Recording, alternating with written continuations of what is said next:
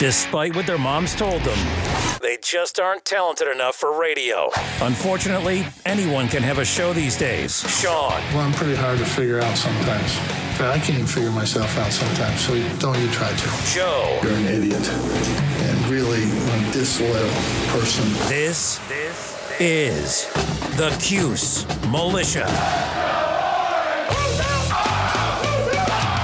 Now, those two unapologetically biased orange-blooded homers, Sean and Joe. It's the most bullshit thing I've seen in 30 years. Welcome, orange men and ladies. Happy Tuesday. Damn, it's only Tuesday. This is the Cuse Militia with Sean and Joe. Thank you so much for tuning in. At Cuse Militia on the socials. Go there, join the militia. We appreciate all of you who have done so already. The 1-9 Syracuse Orange will head to Notre Dame to take on the undefeated Irish in their last game of the season. And Greg Paulus, along with his Purple Eagles, they'll head to an empty dome to take on the 1-0 Syracuse Orange for basketball. We'll let you know what we think there. So we will also do we're going to do some fan feedback from the last episode. We asked for your feedback. You gave us some. There's a couple things to talk about there. And, you know, the Syracuse women's basketball team is off and running. Tiana's back, and we're going to hit that up. We did mean to hit that up in the last episode, but that episode just ran so long. So we'll just hit that up quickly. And then we're going to talk about Syracuse Niagara and also do our ACC picks. So a lot to get to. But first, you thought I was going to go into a read, didn't you? You did. Fooled you. Some bad but could be worse news, Joe, on Sidibe. MRI showed a torn meniscus, a projected 4 weeks return. Surgery was today. That announcement came yesterday, going in there today for surgery. So as we look at this schedule, looks like he's going to miss games against Niagara, Rider, Rutgers, Boston College, Buffalo, Notre Dame, Wake Forest, and hopefully be back for UNC. Yeah, that's 4 weeks, and we don't know. I'm just going off of what we said. So we do know what the lineup kind of looks like. Are we going to see some Anselm? Are we going to see some Bobby B? See somebody. Jesse Edwards. We're going to have to, right? You can't play those six guys, for that many games. But he has before. So I know he has. And Sidibe, that news really actually was when I heard that I don't want to cheer for relieved? an injury, but I was like kind of relieved because I was relieved. ACL, MCL, anything like that he's done. So having to be in a meniscus, only missing 4 to 5 weeks. Mm-hmm. Definitely going to be back sometime this season. The only thing that I'm really worried about is the fact that he's actually had, obviously knee injuries and problems with his knees before, with the arthritis and stuff like that. So you just hope that something like this doesn't maybe flare something like that up, or maybe he doesn't come back as fast because he's had issues there before. But hopeful for a speedy recovery because we're going to need him down the stretch for sure. Any of the previous knee injuries going to hamper the recovery, you think, at all, or what? Well, it's tough because I think what they said before was it was arthritis, right? And yeah, he had some of it was like almost like a growing thing, like Yeah. And I think he had to learn how to do a little bit of therapy, learn his body a little bit, and figure out what he needed to do to kind of get rid of that. But you never know how stuff like this affects that. So I'm not a doctor. I'm not going to pretend to be. I know. So. I know. But I thought for the sake of argument. So let's hope 4 weeks. Let's hope he's back for UNC. We kind of know what we're going to have. After the game against Niagara, I think we'll have obviously a better idea. They're going to get some practice in, and we will evaluate from there each game, like we always do. And by the way, this show, believe it or not, in only 260-something episodes or whatever, this is our 5th year of covering Syracuse basketball on the show. So, congratulations to us. Yeah.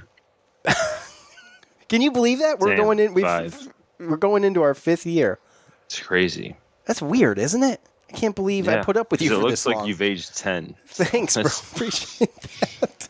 I'll take that compared to what my wife says. So, look, it was 615 days since Tiana played basketball. And we all watched her battle cancer and survive that. And she's back with the rest of the Orange women. They were a preseason projected into the final as a Final Four contender. She racked up 16.7 rebounds, 4 steals, and 3 assists in Sunday's game versus Stony Brook, and I watched some of that. You've got this other. We'll get to her real quick, Joe. But this freshman, Camila Cardoso, 6'7", center from Brazil. She also scored double figures, 14 points off the bench in 13 minutes. And senior Kiara Lewis and Tiana, they both combined for 24 of Syracuse 50 points.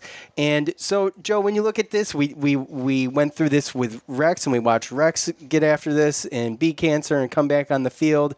And Tiana being able to come back. It's a little bit of a different feel with Tiana being kind of, the real leader out there on her team and being kind of the focal point of that team and coming back and playing another year and with a legit shot to really go deep in the tournament this year. And, basically, I guess what I'm trying to say is this team's going to be good this year. This team's going to be good. Matt _Sherman, I think that's 52 on Twitter. He reached out, and let me get that right, what his handle is. I know who he is, but I'm trying to get his handle right. Yeah. He reached out on Twitter. He's like, man, you guys didn't talk about Tiana. And Joe and I, last episode, we were like, man, we were going to hit that up, and we just ran too long, and we were just like, we'll hit it up later. But, the point being, this team's going to be good. I think that it's worth the watch. And, it's like I'd say it's probably the fourth sport, rivaling, got football, basketball, lacrosse, women's basketball. Yeah. Well, I think with this coach, Quentin Hillsman, he's been good. Obviously, they made a Final Four before. He's kind of brought Syracuse women's basketball to the forefront. They've been ranked numerous times. I remember Tiana. I mean, Tiana had a great junior year. They were talking about her going straight to the WNBA until we found out that she had cancer and she had to go through that whole ordeal. And last year, without her, the team struggled. Kiara Lewis definitely stepped up, and they had some good games, some bad games. I think they had some issues with consistency. But you're talking about bringing back Tiana, who's, was a WNBA type looking prospect before, cancer, and the fact that that team had to grow up last year without her. And now you bring in, I believe, a top 5 recruiting class they had this past year. Yeah, that freshman from Brazil, bro. She's the real deal. Yeah, absolutely. Yeah. So there's no doubt in my mind that this team is going to be a good team. It's going to be a good story. Tiana's last year coming back from what she battled with these, with the returners that went through last year and had some good games and some bad games, some ups and some downs, and learned some stuff. You get those girls back with the recruiting class they have. Oh, man, I'm telling you, it's going to take a little while, obviously, they got figure it out. They got to knock the rust off a little bit. They're deep, and hopefully, obviously, there's always the COVID stuff, but they're going to be good, man. By the end of the season, they're going to be good. They're going to be a fun team to watch, and I think it's going to be a team that the hometown can be proud for. Yeah, and I know that there's a lot of people that poo-poo on women's sports or women's basketball and stuff like that, but when you looked at Connecticut, they used to sell out. 5, you know what I mean? Right? So yeah. What'd they win? Like 5 championships in a row or something like that? It's probably more than that. But again, if you can bring a good product to the court, then the fans in the hometown are going to support it. And I think this is going to be a team well worth supporting. Yeah, absolutely. And just hopefully we can have our fans there in person to support this at some point during the year. And that goes for obviously both the teams, but to watch two young adults, I guess, come battle cancer, come back and play for SU, both within 2 years of one another, kind of really. Right. Just kind of a crazy, amazing story. And what are the chances? In 615 days since she was in real competition on the court, and really just shined. I mean, it was like she didn't skip a beat. The team was working on gelling together, but it was like she never stopped. So congratulations to her. Big shout out. We're proud of her, obviously, for that. And we'll see what happens. We'll see where it goes. And next, we're going to talk football. But first, right now, we're going to talk Bet Online. Joe, title sponsor for this show, Cuse Militia, for the currently missing Ty Thoughts. Ty, where you been, buddy? Where's he been? I talked to him a little bit over the weekend. He's busy. I know he's busy. So look for some more Ty Thoughts, maybe to wrap it up. And also, it looks like we need to do a football wrap up with Tyler. We did one last year. We might have done one the year before that. So anyway, look for that. Yep. Also, the title sponsor for Armchair Media, as I reel myself back in here. Look, we talk a lot about fans being live, but there's not always the opportunity is going to present itself, and BetOnline's going the extra mile to make sure you can still get in on all the action. They're going to give you the spreads, the totals, the team, player, and coach and props to bet on. BetOnline gives you more options to wager than any other place online. Head over to BetOnline today. Use the promo code ARMCHAIR to take advantage of all of the great sign-up bonuses. And look, I talk about BetOnline twice an episode. And I talk about our other sponsor, Manscaped. Dude, I use both of these. I really do. And it's the first time I've used both sponsors that were on the podcast at the same time. So I just thought I'd mention that. Why? I don't know. Good for you. Just popped in my head. Just popped in my head. Oh, yeah. good That's for right. you. So, and how was it? It was actually a little bit lackluster on the delivery of that, I think. I need to work on it, right? Yeah. Okay. Not bad, though. Not bad. So, look, Syracuse versus Notre Dame. Folks,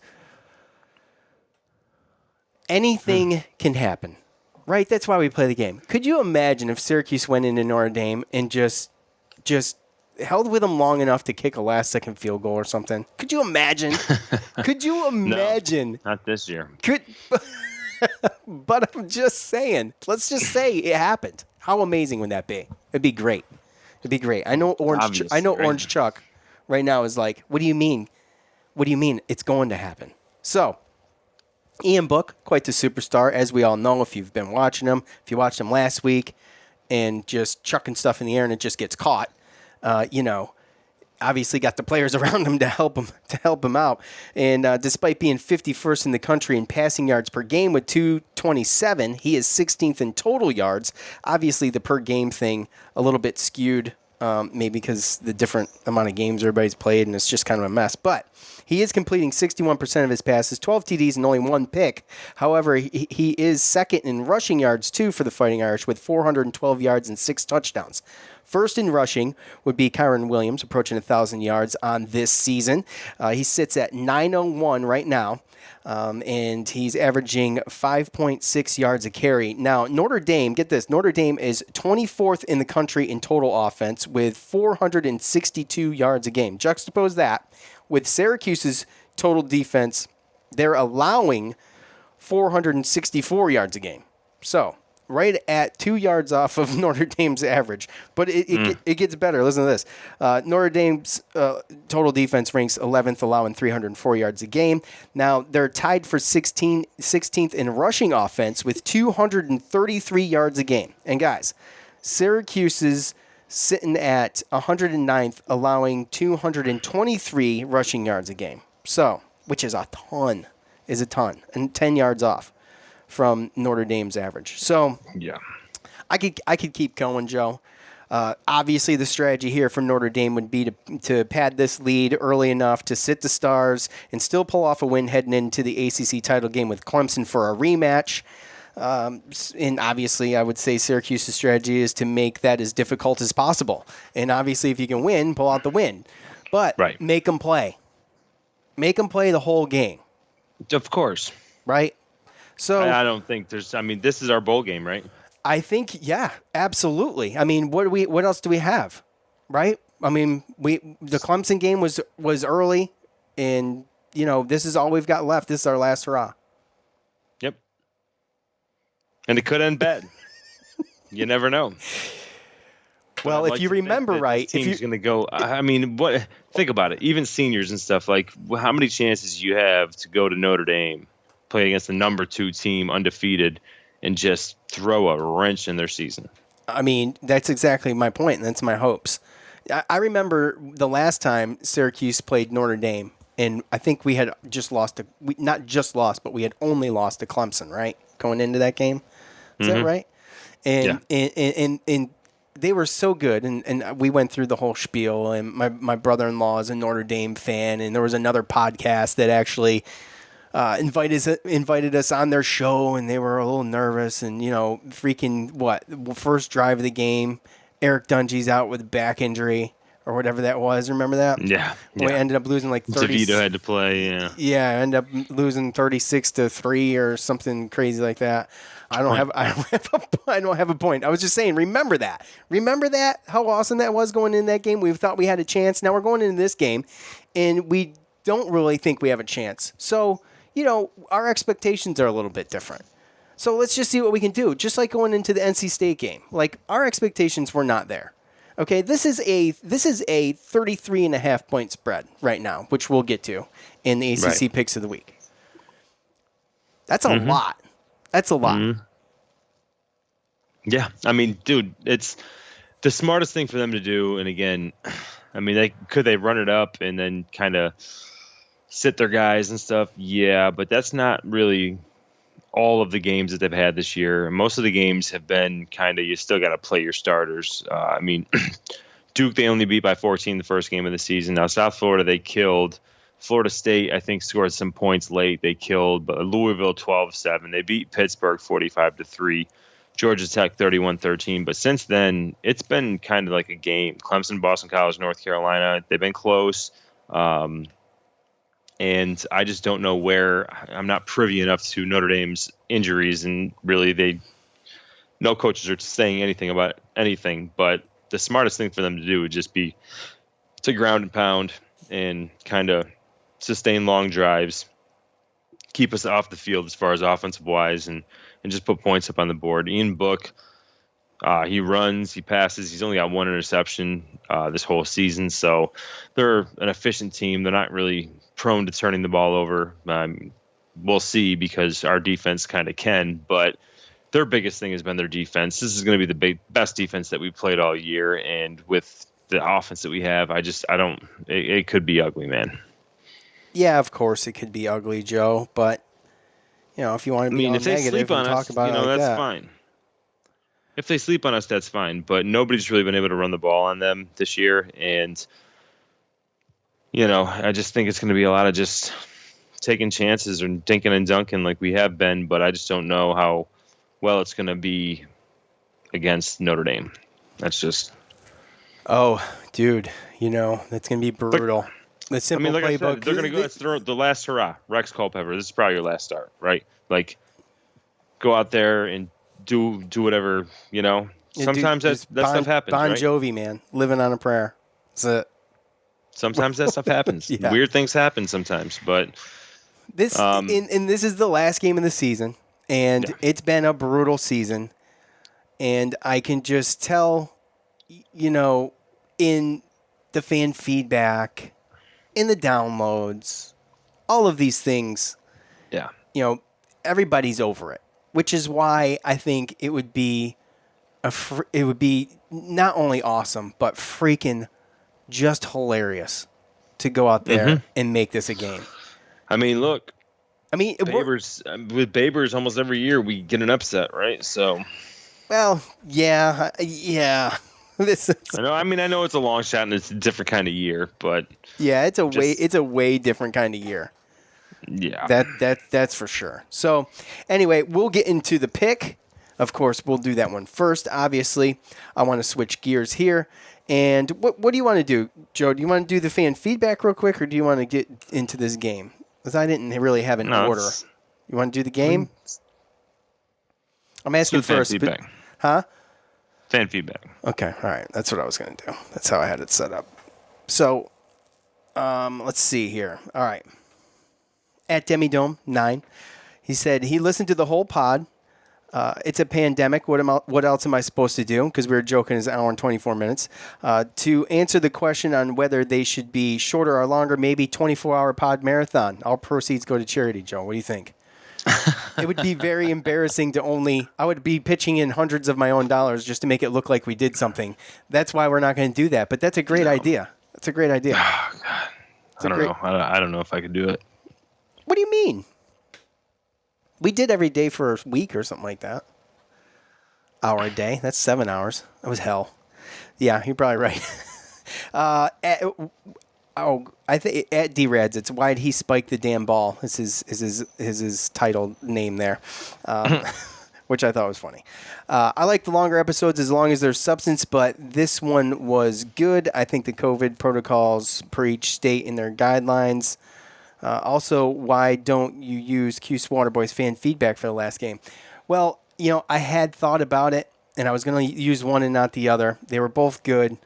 I didn't know which way to go, and at the end of the day, the one I was going to use I already passed, and I already had it set up for the fan feedback, so that's why. And I tried to explain that, and I know he hates me, but it's okay. At Golfer Garden, hey guys, love the podcast, always fun. I'm very nervous about listeners who heard a bit about COVID protocols. You referenced that people with symptoms are not really spreaders, which isn't true. The period before you have symptoms is the most contagious. Please be careful. Okay, so we had mentioned asymptomatics, and look, we're not scientists. This is a mostly opinion show, unless otherwise stated. But I figured we'd clear this up because I thought I had said something like you had said they're not asymptomatic people aren't spreading it, and obviously that was a broad statement. Right. And I had said, well, yeah, they're just not spreading. They're not super spreaders. I went back and listened to it, and that's what I said. Yeah, so that's what you said. Yeah. Right. So, and you can go back and look as far back as February and I think as recent as June, where the WHO, which, the WHO, in my opinion, I don't trust them. Okay. So you could take it for what it's worth, but they said that asymptomatic cases weren't a major cause of the viral spread. That's their position, but they've also flip-flopped numerous times. Well, that's right? The problem, right? Is that there's been so many differing opinions of some of the things, so I don't really even know where there could be truth to it. I could just only imagine that in a situation where you're already social distancing and then, hearing in some instances that they're saying that asymptomatic people aren't the super spreaders, and then they're keeping their distance on top of that. It was kind of just me using Jim Boeheim as an example in his example of how he was practicing and keeping their social distancing and stuff like that, as far as me just saying and kind of agreeing with Jim that he didn't put himself in a situation ever to where somebody could have caught it from him, whether he knew he had it or not. You know what I mean? Yeah. And, there's been numerous studies, and you can look at all these. I'm not going to go through them all, but where they tested 300 asymptomatics, and they all tested positive, but none of them had the live virus, which means they're not contagious. You can go through and you can look and definitely find stuff that says asymptomatic people are, the most contagious, and you can look and say, and his argument is obviously that, before you're showing symptoms is the worst time, where you're the most contagious. But my point is you can find confirmation bias on anything, right. Because like you said, they flip-flopped so many times on this stuff. It's like, well, what do you use? What do you take? And Brownstone did and to what he said too, before you show symptoms is like the most, like sometimes it's, you're most apt to spread it, but that's for people that aren't asymptomatic, right? Because people that are asymptomatic don't really get symptoms. Well, there are. So there was one thing that I seen a while back where there was people with mild symptoms, but not enough to bother them, where they just like, oh, I got a headache or whatever, and they never went and got checked out. And in those people, those mild symptoms, I mean, maybe they're getting lumped in with asymptomatic. Like, I have no idea. None of us really know. None of us really know. Okay. Yeah. My point of bringing this up is that take everything we say with a grain of salt, do your own research. Obviously, we were just having a conversation, and I don't want to go too much further into that. But, you look at kids in school, if anything asymptomatic, kids have been in school. My kid's been in school for a couple months, and now they're taking them out. No reports of large outbreaks in schools, okay? So why are we doing that? Same thing, we're shutting down things that have proven not to really spread this thing in any significant way, like gyms. And we're okay? not making light of it, right? We're just showing in these specific scenarios, this is what has happened, right? So, right. I mean, look at gyms, okay? I haven't seen a gym since the 90s, bro, okay? I don't care about gyms, but they're not spreading it. I'm not seeing it. I don't see any reports on it. I'm not seeing it, all right? They got protocols there. You got schools. I mentioned that. There's no significant, even some of the Corona bros will say schools aren't spreading it, but they're still shutting them down. So why? Outdoor dining and sports. So, I mean, that's where I got nothing. Huh? I mean, that's just None where I of us was have coming the from answer. with that. Exactly. That's just where I was coming from that. And there's so much information out there. You don't know what's what sometimes. Right. So anyway, and there was more, but we appreciate the feedback. I think I got out of the feedback though that, an hour of us is plenty. It's plenty. Okay? Well, an hour with you is plenty for me. I'll tell you that. Touche. Fair enough. Fair enough. All right. Let's get into Niagara. But first, one more time. Let's do this. Bet Online. You know it. Title sponsor. Armchair Media. Cuse Militia. You're not going to get to a game in the Dome likely this year, but you can get in on all the action at BetOnline. BetOnline's going the extra mile to make sure you can get in on everything imaginable this season, from game spreads and totals to team, player, and coach and props. BetOnline gives you more options to wager than any other place online. Head to BetOnline today. Use the promo code ARMCHAIR to take advantage of all of the great sign-up bonuses. BetOnline, your online sportsbook experts. Look, if you are looking for something for your significant other this Christmas, Nope. no? Someone Joe. should send Joe this, okay? Isn't it Giving Tuesday or something? Give Joe the love of the 3.0. The lawnmower 3.0, that is. Right now, Manscaped, they have the perfect package 3.0. Okay, this is a package equipped with all of the things Joe needs to stop being gross. Okay, and we've talked plenty before about, if you're doing the little Manscaped action below the belt, don't do the Manscaped action, around your lips, Joe. Okay, it's just gross. Why are you talking to me like I do this? What do you mean? You do.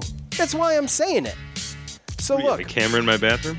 no, Joe, I've heard. Plus, you're pretty close to my brother, and he told me to. So, all these products are great. You got the Lawnmower 3.0. You got the Crop Preserver. That's the anti-chafing cream.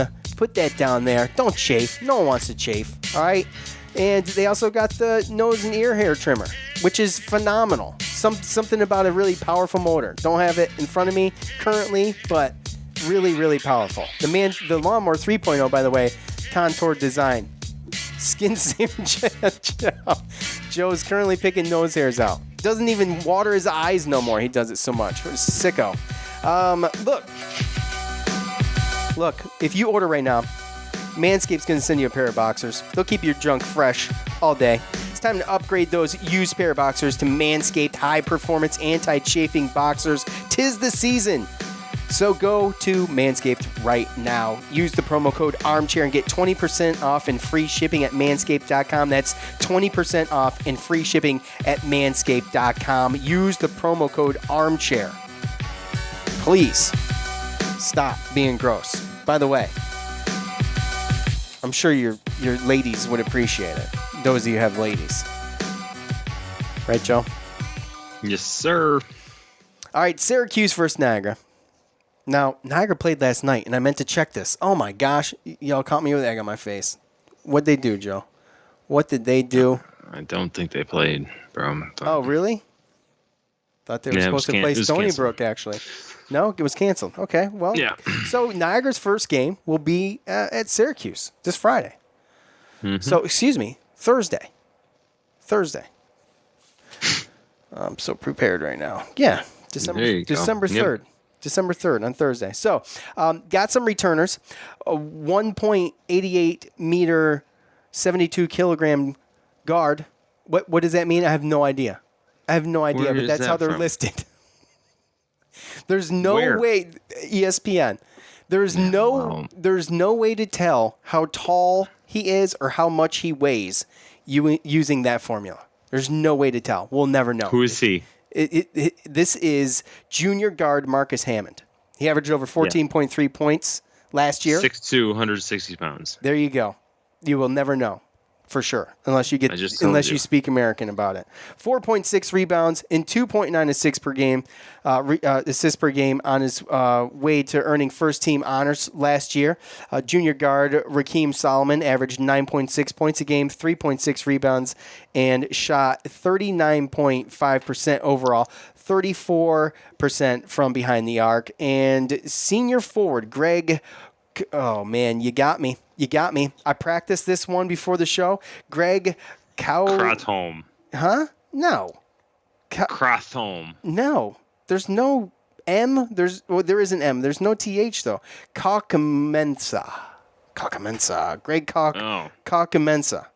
Average 8.4 points a game. Nicholas Krathom.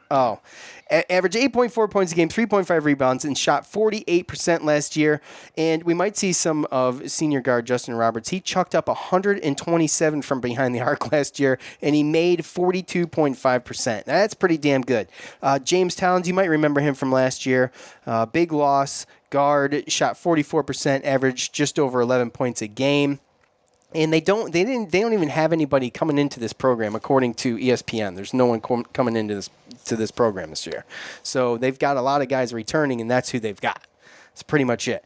I think they got a couple freshmen. Do they? Okay. Yeah. Greg Paulus, obviously, he exceeded expectations last year, got himself a contract extension, and the Purple Eagles they're actually not projected to be too awful. They're projected to finish around somewhere in the top 4 in the Metro Atlantic. So I'm not sure what we're going to see from Syracuse on this one, Joe. I am a little bit apprehensive, and just for the simple fact that I do want to see improvement, obviously, and that's kind of where I stand. And with Sidibe being out, we'll see how good these guys mesh coming into this game. But it goes without saying that, I think we need to do a little bit better on closing out and giving these guys open looks. Not really, really sharp shooters, but how that goes with Syracuse, and you give these guys open shots, and they're going to take them. And that's going to be their strategy. Oh, and does Greg Paul still play quarterback? Probably. And will he in his spare time? And will he just stay here on Friday and travel with the team? So these guys last year, they didn't give us like a fit. We were up 13.5, won by 14, but they were supposed to be picked to be in the bottom of the Metro Atlantic, like you said. And Paulus came in, and I believe he won Coach of the Year. And he did good enough to even go from interim to actually getting an extension. As you spoke, Marcus Hammond, Raheem Solomon, and Justin Roberts, those are going to be the main guards that are in there. Kuka Mensah is a 6'6" forward, and they do have Nicholas Krathom, who is a 6'9" forward, but they don't really have height, so this isn't a game that the Sidibe leaving or not being able to play. It's not going to really hurt us. We're going to be able to put Mark in there at center. He's going to be bigger than anyone else on the other team. And we should be okay. I think the biggest thing here is they're going to play like exactly what you said. They're a guard-heavy team. They're going to try to penetrate, kick out, get threes. Marcus Hammond and Justin Roberts both shot over 40% from the three-point line last year, and they each shot a bunch of them. So they can make them. But my biggest thing, and I guess it goes to how we were playing and what happened with us, but these guys, they got shut down for most of the end of November because of COVID protocol. And they, believe just started practicing back up again on Sunday.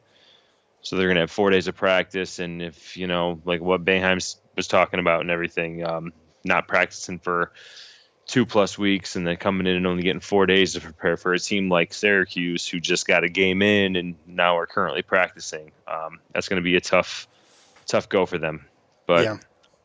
I like Paulus as a coach, and I think this team can be pretty good in their conference this year. They definitely overachieved last year, and we shall see. But why do you have so much energy today? I got to ask. What do you mean? Why? Where'd you get the energy from? Why? Do you feel like I have energy? No, I don't. I don't. No. I'm No, disappointed. you're being sarcastic. Yes, that was sorry. Joe. Okay. Come on, you know better than that. You know better than that. Okay. I'm sorry. I think we're both lacking on the delivery today. It's been a long day, man. I know. It's been It a was- long day. It was a long day for me too.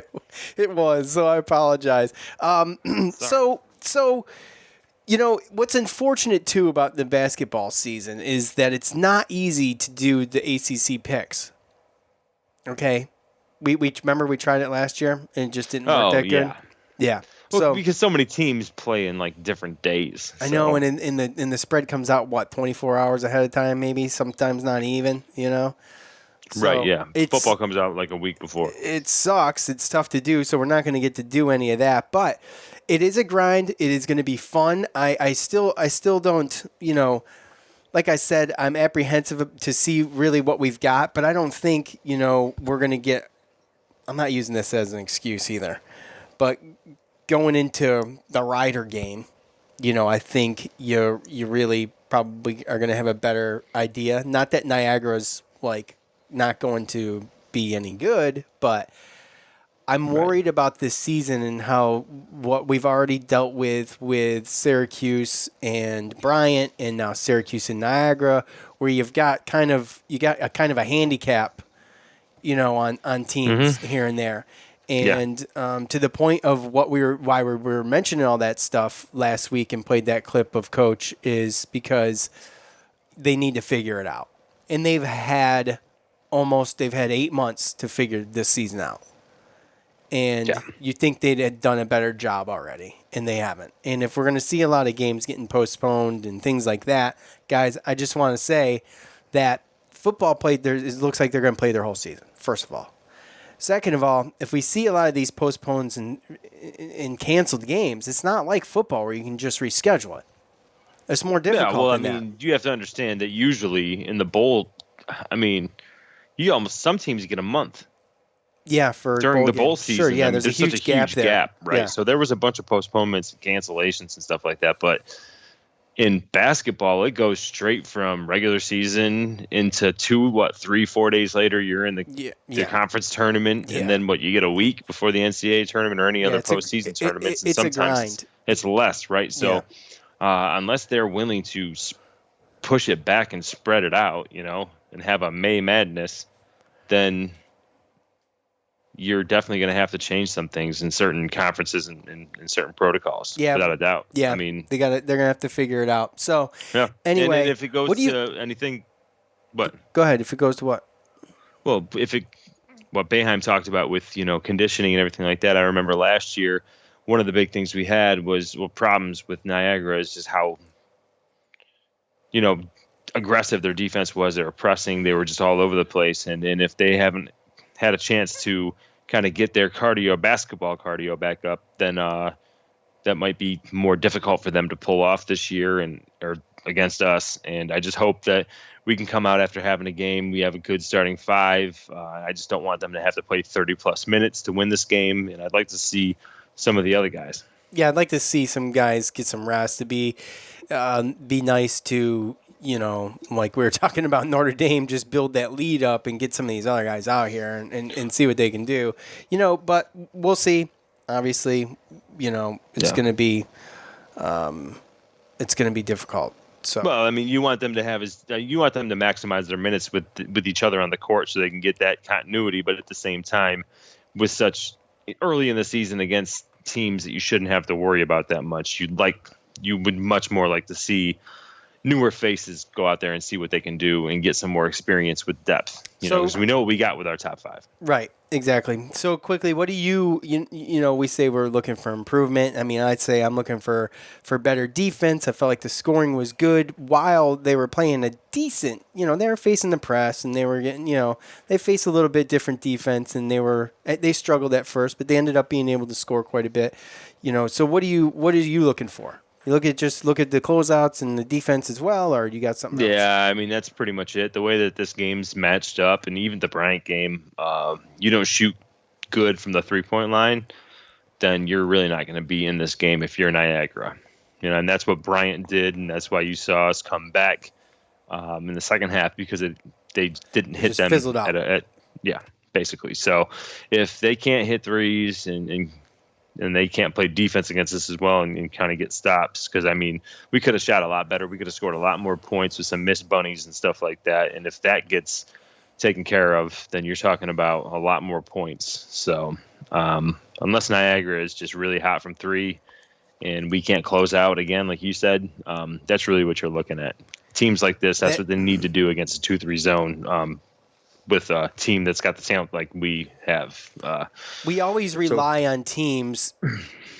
A lot of them start hot, and we always, this won't last. This won't last. It's like the same thing, and sometimes it does. I know, sometimes it does last, and we're always the fans that are like, oh well, this is how it is, and this is it's like freaking Groundhog Day. It's like when we watched the first SU football game of the year, we knew what the problem was. I don't want to have to sit here and talk about defense all year. No. It's going and to there's always been that guy too, right? Yeah. Who's the guy on the other team that averages 6 points? It's going to have 18 because he hits 6 threes. The guy. Yeah, the guy. The guy.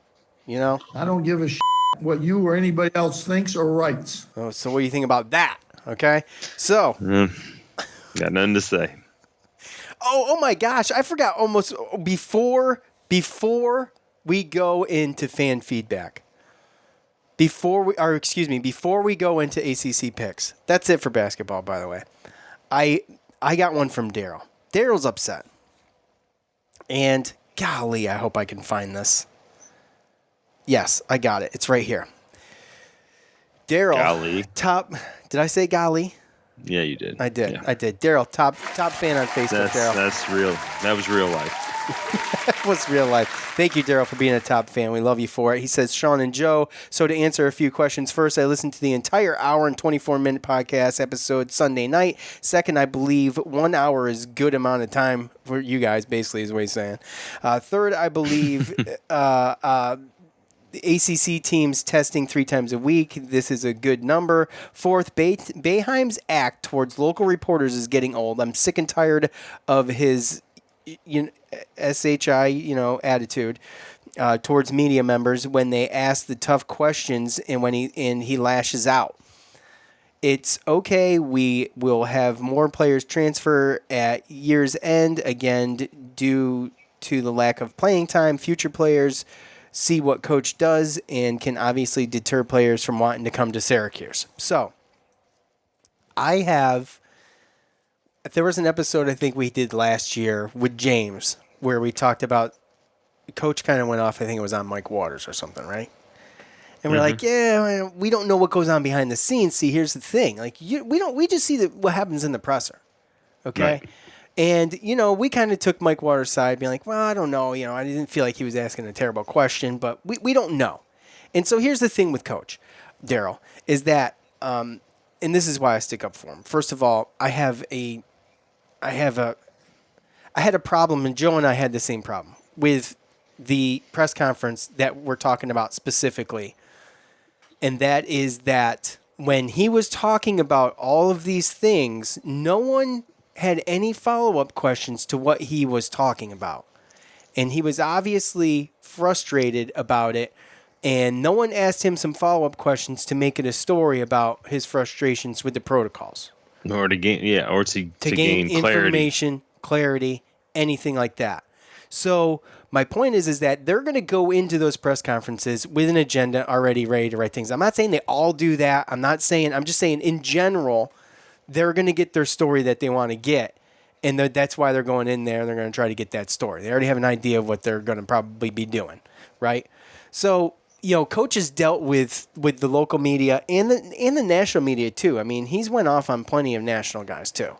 Okay. Oh yeah. For various reasons, and so he's dealt with the Syracuse media. And I'm not saying it's right or wrong. I'm just saying it's been 40-something years. What is it in his 45th season or something like that? Yeah.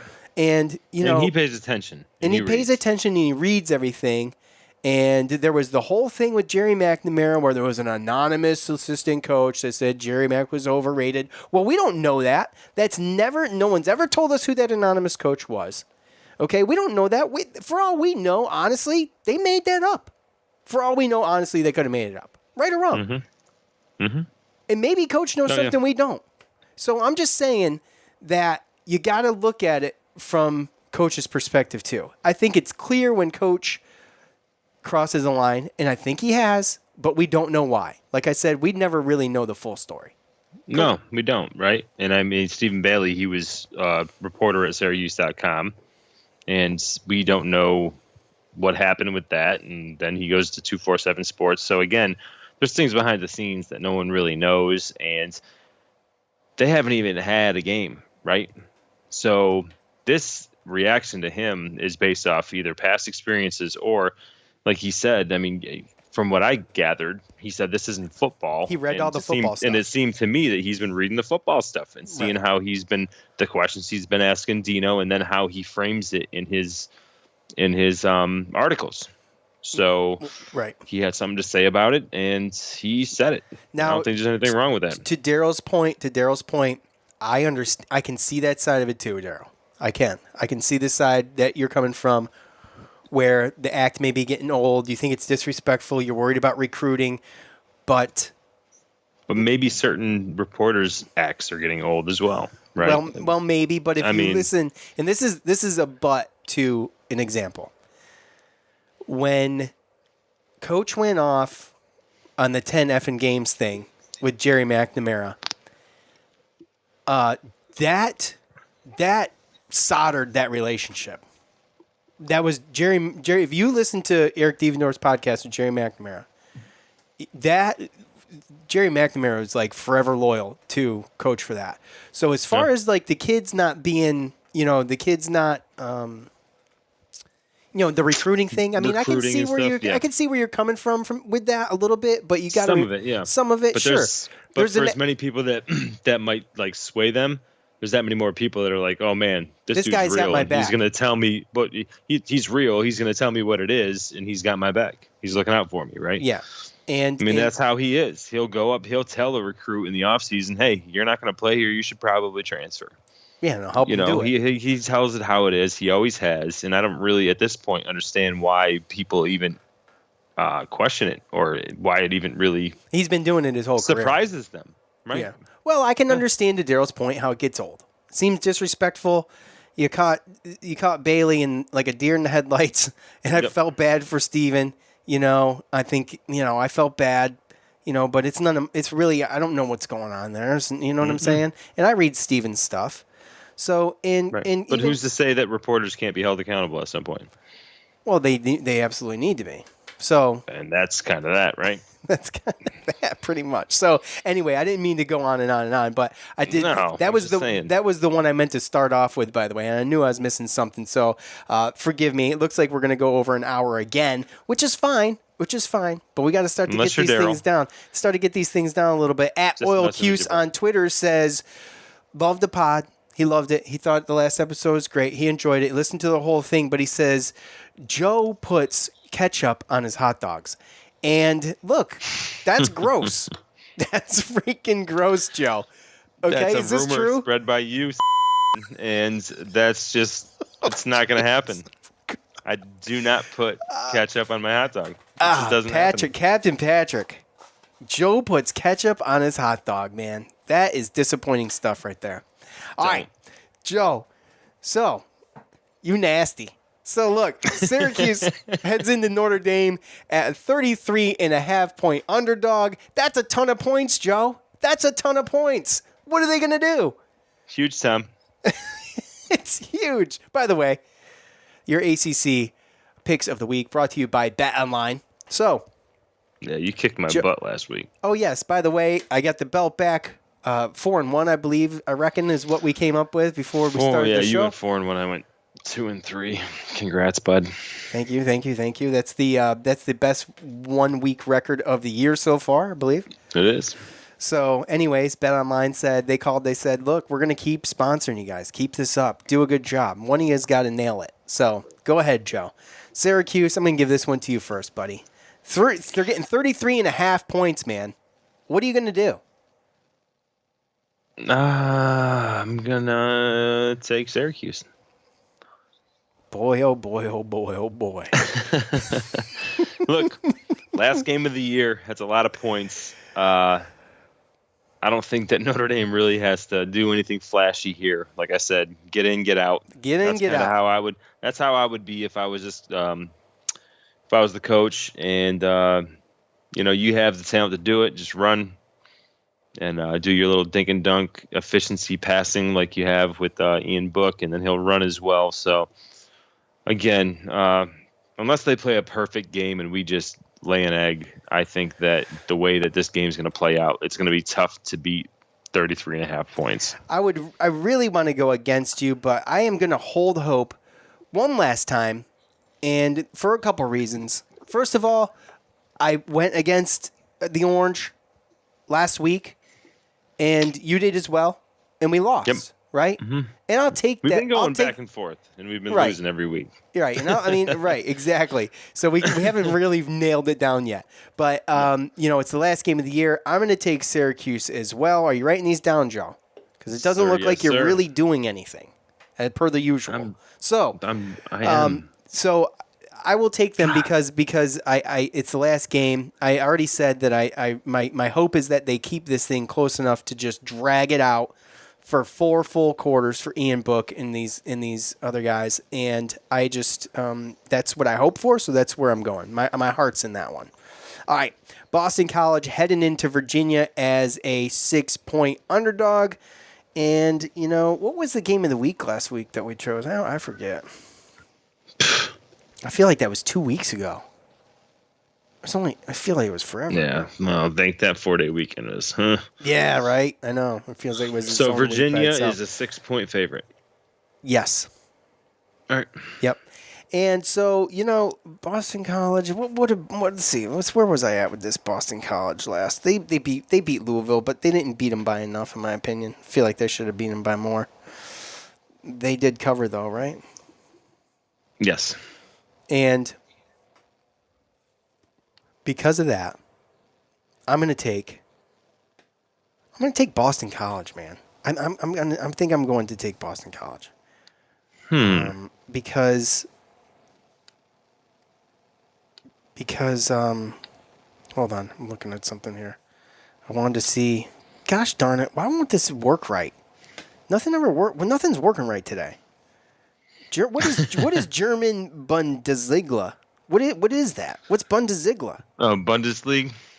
That's a German soccer league. Is it? Why am I looking at it? Why is it in front of me? No idea. Okay, here we go. All right. So, I've got it back. We're in business. You all right, man? Yeah, UVA didn't get to play last week. Yeah, Boston College did. I don't know if they had any injuries or anything like that, but I'm going to go ahead. I'm going to stick with what I said. I'm going to go with Boston College, 6 points.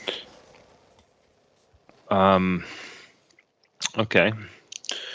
So you're going to go Boston College. Me, I am going to go. I'm going to stick with the Virginia pick. Last week, I thought they were going to beat up Florida State pretty good. They're getting people healthy because things are getting canceled. And Boston College, actually, their starting quarterback did get hurt last week, and their backup quarterback.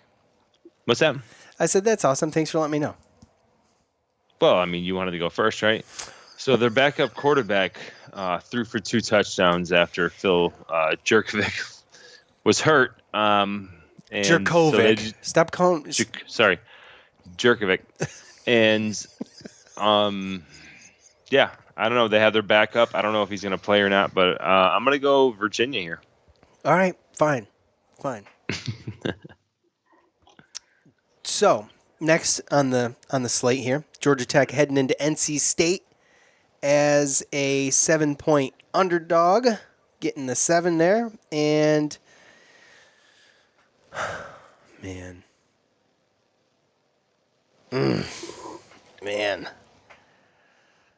Really? Georgia Tech just destroyed Duke. They just destroyed them. I think they covered with the 7 points at NC State. I don't think that's going to be an issue. What, Georgia Tech? Yeah, I'm going to take Georgia Tech. No, the team that Syracuse beat. Yeah. Yep. Okay. They also beat, Clemson one year too. Yeah, I'm going to take NC State.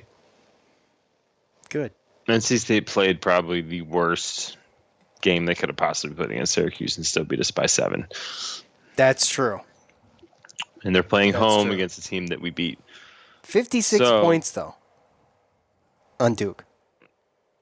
It's pretty good. Yeah, it's pretty good, but Duke's not really that good. I understand that. How many we got left? 1? 2. 2. Yeah, Miami, Duke, and this one here. Clemson at Virginia Tech. Look, this is a lot of points. How many? It's 21.5. Ooh. At Virginia Tech. Yeah. Clemson comes into that game, obviously, as a 21.5 point favorite.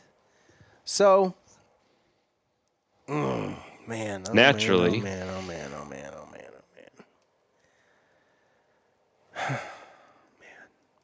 This is a difficult one. I think all the Clemson games, just because the spreads are so broad, they're just so hard to pick. Just go back to your thought, man. Just go back. Never bet against Clemson. I'm gonna take Clemson. Me too. Okay. That's pretty much it. Virginia Tech's been way too up and down. That's really it. I don't know if they're gonna have fans with all this COVID stuff, and it's gonna take a lot of mistakes for Clemson to not cover them. When was the last time? Or bad weather. Yeah, well, Miami comes into Duke as a 14.5 point favorite. And, like we just said, Duke just got demolished. 14 points at Duke. That's kind of 14.5 Duke. I mean, I don't know, man. This one's tough. When was the last time they even played, bro? I don't care. I'm taking Miami. Really? Okay. They didn't play last week. It's fine. All right, I'll take Miami. By the way, we're under an hour. How beautiful is that? Giving you guys what you want. That's what we do here at the Cuse Militia. We appreciate you guys listening, so we give you what you want. It's game of the week, bro. Game of the week for me is going to have to be...